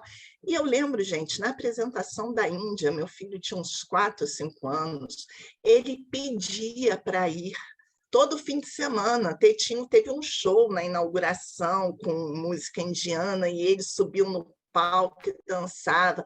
Tinha um vídeo de dança da Índia que ele já entrava na exposição direto naquele vídeo. A última exposição que eu lembro dele ter ido, já maiorzinho, já com uns 8, 9 anos, com amiguinhos, foi daquela japonesa que fazia a arte dela em bolinhas e tal. Teve também a dos Gêmeos, que ele era pequenininho e curtiu muito. Então, eu acho que tem essa questão do design, assim, a Índia, aquela japonesa, eram coisas muito coloridas, então eu lembro de ver muitas crianças no CCBB, então as cores, a música, tudo isso encanta a criança, né? E realmente essa temática da saúde mental, as pessoas com muita assim, mas é pesado para criança, é isso, é aquilo, é o nosso preconceito como um todo. E aí eu trago uma outra questão, assim, que eu fico muito triste, né, com meu filho, em particular, a questão da influência das mídias digitais hoje em dia. É claro que tudo é bom, né, a internet é maravilhosa, se não fosse a internet a gente não poderia ter tido as visitas virtuais, não estaria aqui, mas esses youtubers, eles estão trazendo para os adolescentes, né, para as crianças, essa coisa de que cultura é chata, que estudar não vai levar ninguém a lugar nenhum. Então, eles estão fazendo um desserviço a nós, pais, educadores, porque eu vejo uma grande parte dos jovens nessa onda de que estudar é chato, porque o Brasil também tem isso, né? Todo mundo quer ser milionário, ninguém quer ser trabalhador. Então, o negócio é ser jogador de futebol, é ser youtuber para virar milionário, e para isso não precisa estudar, cultura é chato. E aí a gente está nessa situação que a gente vê hoje. Eu quis trazer essas reflexões para vocês, vou encerrar por aqui, porque tem mais gente querendo falar, senão eu monopolizo. Um beijo, gente. Foi ótimo, obrigada. Obrigada pelos comentários, agradecer também, Rosana foi uma grande parceira junto com o Experimente Cultura, assistiu muitas visitas de todos os educadores, obrigada pela sua presença aqui nesse momento também de encerramento. Você acompanhou todo esse período aí com a gente, foi presença ilustríssima. Queria passar a palavra agora... Me senti homenageada de estar nessa foto aí, viu? Pode se sentir mesmo. Foi mesmo. Queria passar a palavra para Gisele, que está aqui na fila. Gisele é nossa analista, né? Aqui do CCBB, que cuida também da gestão do programa educativo, a pessoa também fundamental para que todas essas ações pudessem ter acontecido. Gisele, por favor, obrigada pela presença também. Imagina, vocês estão me ouvindo bem? Eu queria só agradecer mesmo pelo trabalho de tanta qualidade, tão sensível que vocês fizeram, não só nessa exposição, mas em todas as outras, do afeto com que vocês recebem o público aí do CCBB. Estou bem emocionada aqui com esse retorno, com essa apresentação tão linda e tão gostosa, assim, acaricia o nosso coração nesse tempo de tantas notícias preocupantes, né? E queria já de antemão pedir para vocês autorização, aí depois eu peço para compartilhar com a equipe do CCBB e com a equipe da exposição também, que a produção da Umbaracá conhecida nossa do CCBB também faz um trabalho assim muito sensível também, muito importante, muito interessante. Obrigada, é isso. Não vou me estender muito não, porque eu tenho muito mais a ouvir do que a falar. Obrigada. Nós que agradecemos, Gisele. A Gisele é dessas pessoas que também ficam invisíveis no processo, né? Não estão lá com o público diretamente, mas estão também arquitetando para que as coisas aconteçam da melhor forma possível. Obrigada, viu, Gisele, pela presença e por todo o cuidado com a gente ao longo desse período. Quem está na fila agora é a Ana Carolina, né? Por favor. Boa tarde, gente. Obrigada pela presença também, tá? Não sei se vocês estão me ouvindo bem. Tudo certo? Eu caí de paraquedas aqui, uma amiga minha me mandou o link. Trabalha no Museu do Piauí, eu sou de Teresina. E eu sou o outro lado, não previsto dessa exposição. Eu sou arquiteta. Desde o mês passado, eu sou neuroarquiteta com a chancela do MEC, graças a Deus, estudo neurociência aplicada à arquitetura. E dentro do meu trabalho final de pós-graduação, uma pós-graduação pioneira aqui no Brasil, aqui no nosso país, eu trabalhei a intervenção que a Anísio da Silveira fez nos espaços e como isso refletiu na saúde e na recuperação, em determinados casos até na reabilitação de alguns de seus clientes. O nome do meu trabalho é Arquitetura da Liberdade. E ter encontrado essa mostra do CCBB foi muito importante para mim, porque as fontes elas são escassas, o que é estranhíssimo ter uma pessoa com a relevância da Anísio da Silveira, a personalidade dela e a importância mundial, ela não é uma personalidade de importância nacional, mas sim mundial.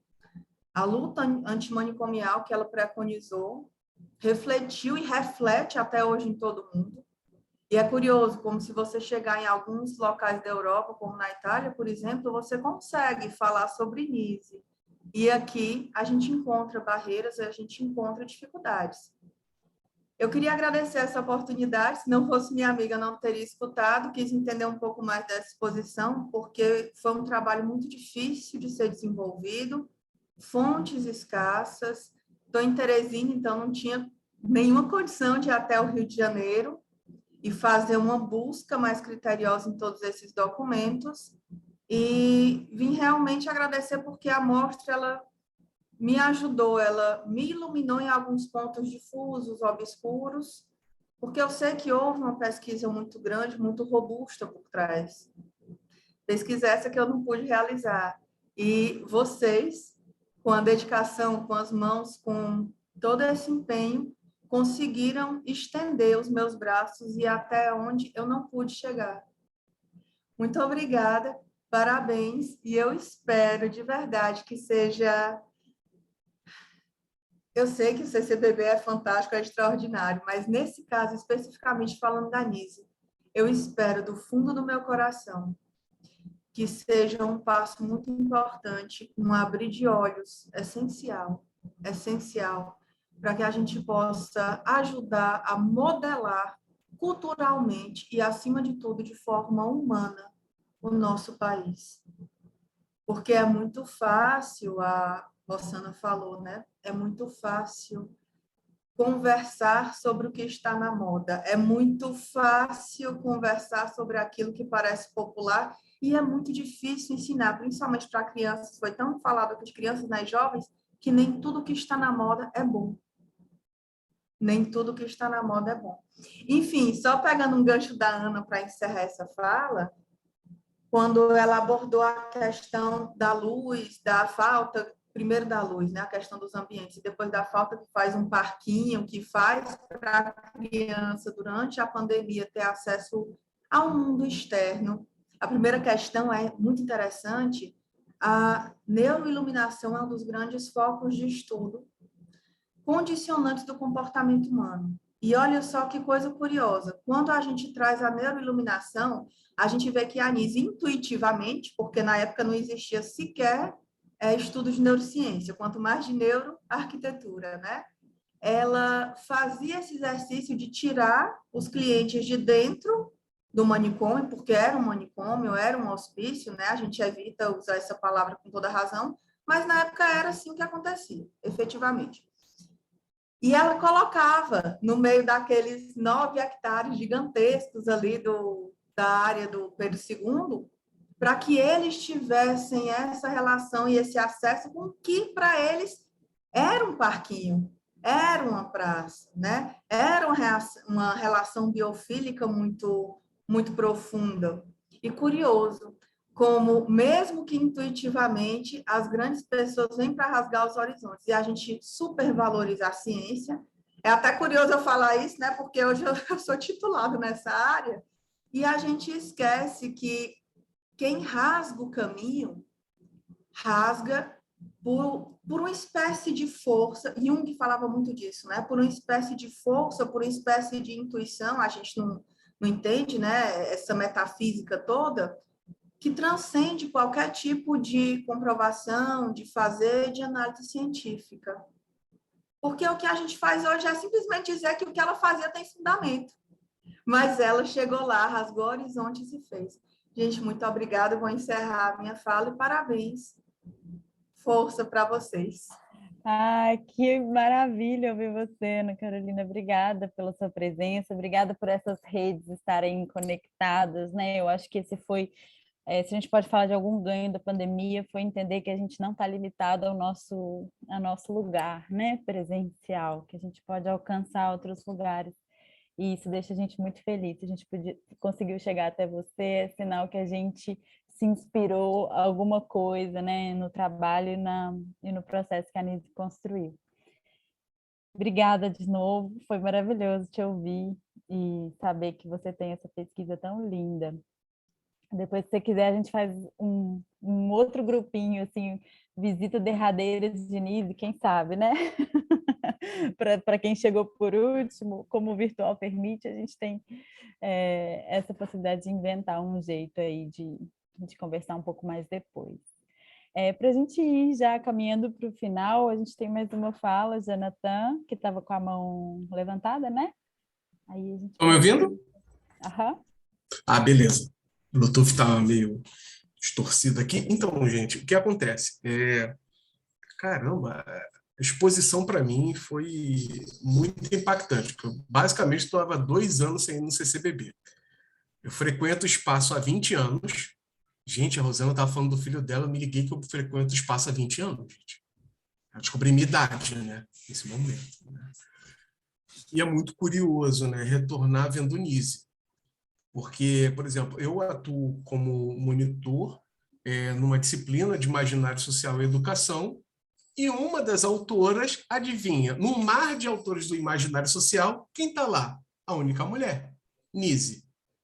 Então, ter essa experimentação, e como a gente trabalha numa atividade final, que é um grande sarau, Então, quando tem uns trabalhos voltados para a NISE, que os alunos desenvolvem, é muito curioso.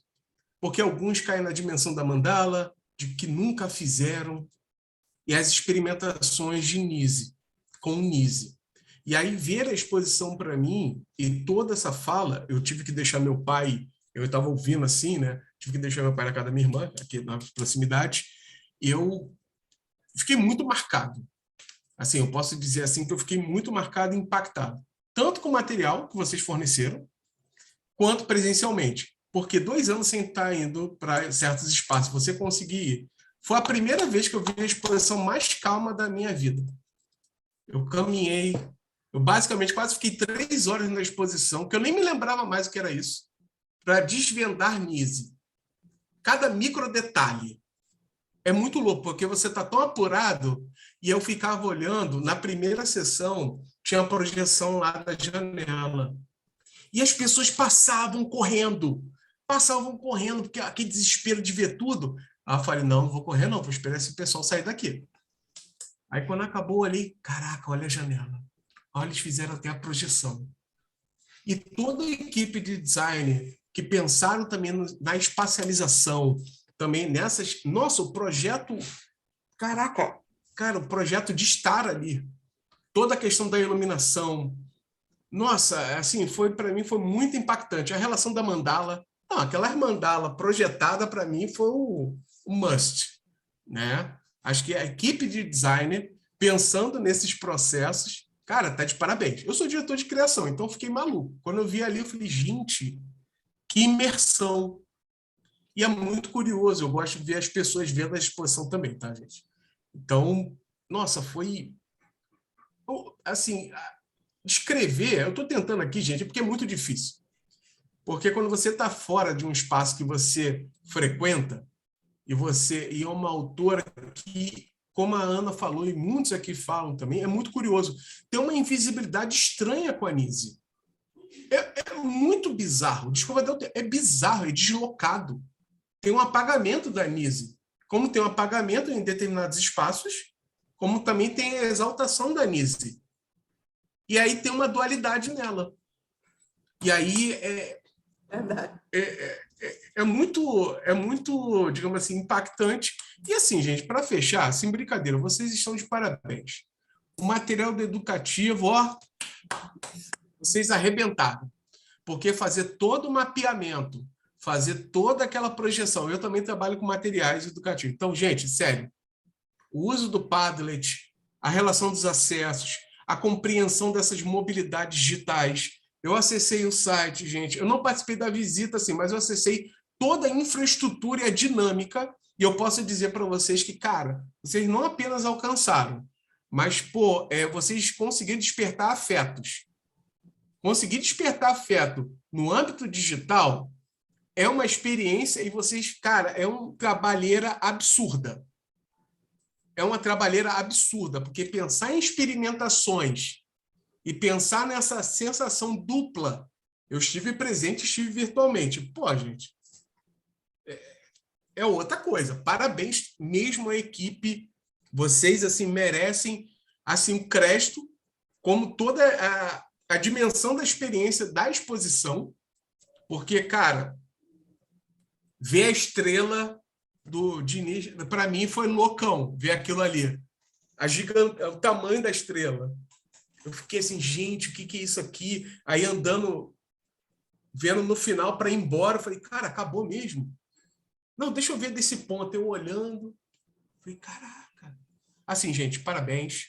Eu acho que fecha assim com chave de ouro, tá? Assim, digamos assim, eu sou público externo, mas assim, eu posso garantir que, né, por imersões de conhecimento, mas aqui acho que tem gente até nova, que se der mole aqui, deve ter até 5 anos no período que eu já andava aí no CCBB. E é muito louco, gente. Muito... Rosana, parabéns. Continue fazendo com seu filho, porque eu era do Museu Nacional, tá? Meu pai me criou no Museu Nacional. Quando pegou fogo, uma semana antes, eu fui lá, com a minha afilhada. Muito tempo que eu não ia. Todo final de semana eu ia para lá. Cara, eu olhei e foi uma memória tão bizarra, gente. Desculpa eu estou falando bizarro, porque, cara, foi tão assim deslocada. porque eu sabia cada centímetro lá. Quando pegou fogo, falou, tem isso aqui, aqui, aqui, aqui. E uma memória que eu não achava que estava tão viva. E essa relação cultural, esse impacto cultural, gente, olha, continue assim. Essa equipe, eu acho que vai longe. Vocês, ó, parabéns. Façam pós-doc, façam tudo que puder. Por favor, alcance outros rumos. Não, eu fico feliz por ter equipe dessa. E, por favor, sejam permanentes, tá? Ocupem outros espaços. Não, cargos, outros espaços. Gente, tem que arrumar espaço para vocês em outros lugares grandes também. Parabéns. Cara, continue aí. É o meu desejo para vocês, tá? Excelente equipe. Muito maravilhoso ouvir seu retorno, poder ouvir, né? Assim, acho que tem, em primeiro lugar, o impacto de conviver, né? Nem que seja com a memória da Anise, é realmente mobilizante, né? Assim, a gente se convoca a se aproximar cada vez mais da grandiosidade que foi essa pessoa, né? Então, tem muito do mérito da Anise continuar até hoje inspirando a gente a sermos pessoas melhores, mais afetuosas, lidando com as nossas próprias emoções e lidando com as emoções dos outros também, né? Então, eu acho que a gente não podia deixar de fazer esse encerramento também para celebrar o que foi essa alegria de sentir também tantos momentos potentes com os públicos, né? Então, a gente fica muito feliz de ter podido comunicar também com os públicos um pouquinho do que a gente estava experienciando aqui dentro com a exposição, né? Muitos parceiros envolvidos, então a gente não pode falar só por nós mesmos, como um pequeno grupo atuando aqui diretamente, né? A nossa instituição, o programa CCBB Educativo, o JACA, que realiza esse programa, JACA Center, o próprio CCBB como instituição, os analistas, né? Ou seja, é uma rede de trabalhadores também que atuaram nesse conjunto. Gisele, quer falar mais alguma coisa ou a mãozinha continuou levantada? Para gente... Meus colegas querem falar alguma coisa para a gente ir fechando, gente? Muitas emoções, né? Que hoje eu estou muito emocionada, feliz, né, da gente poder ter encerrado desse jeito, feliz pelos meus colegas das outras cidades estarem aqui com a gente. Querem falar? Oi, vocês estão me ouvindo agora? Agora Oi. sim, Gisele. Era só para dizer que a exposição vai para BH, mas eu estou vendo aí no chat que vocês já estão super bem informados. Que legal. E aí a gente vai passar esse conjunto de experiências também para os nossos colegas de Belo Horizonte que vão continuar aí a fazer a gente passa a bola, né? E aí a experiência segue por lá. Então, podem também acessar virtualmente, né? Continuar esse processo com ele. Alguém quer falar alguma coisa aqui, os meus colegas? A gente tem outras atividades também, senão a gente continuava a prosa para sempre, né? Infelizmente, acaba o nosso tempo. Então, queria agradecer a todos e todas pela presença, o carinho dos colegas, dos visitantes. É muito bom ter parceiros consolidados, né? Esses parceiros que estão realmente mobilizados pelo afeto e que ajudam a gente a construir um trabalho mais bonito. Então, Jonathan, também seja sempre bem-vindo às nossas ações, todos aqui presentes, os que não puderam também, a gente vai, de algum jeito, tentar multiplicar essa gravação para outros parceiros que não estiveram aqui presentes. Vai multiplicar ela? Vai repassar? Desculpa ter te cortado. Essa apresentação a gente está gravando, aí a gente vai entender em qual plataforma que é possível disponibilizar. Ainda não sabemos, mas a gente multiplica. Desculpa ter te cortado. Desculpa. Nada. Alguém perguntou aqui sobre lista de presença, não vai ser necessário nesse caso, mas a gente tem o print do chat dos participantes, que serve para nós como comprovante. Se alguém precisar, né, já cumprindo de novo o nosso papel educativo de algum certificado, alguma comprovação que esteve aqui conosco, a gente pode emitir isso também, por se acaso alguém necessitar. Tá bem? Para a gente encerrar, a Ana está dando uma linda ideia da gente abrir as câmeras, quem puder se sentir confortável, para a gente fazer um print especial de encerramento, já que fomos assim atravessados por tanto encantamento aí do retorno de vocês. A gente queria registrar esse momento. Obrigada pelos comentários no chat, Flaviana, o pessoal todo comentando, participando. Uma alegria mesmo poder construir redes, né? Construir. Vou botar um coraçãozinho aqui também. Todo mundo capricha no sorriso, gente. Ficar imortalizado, ó.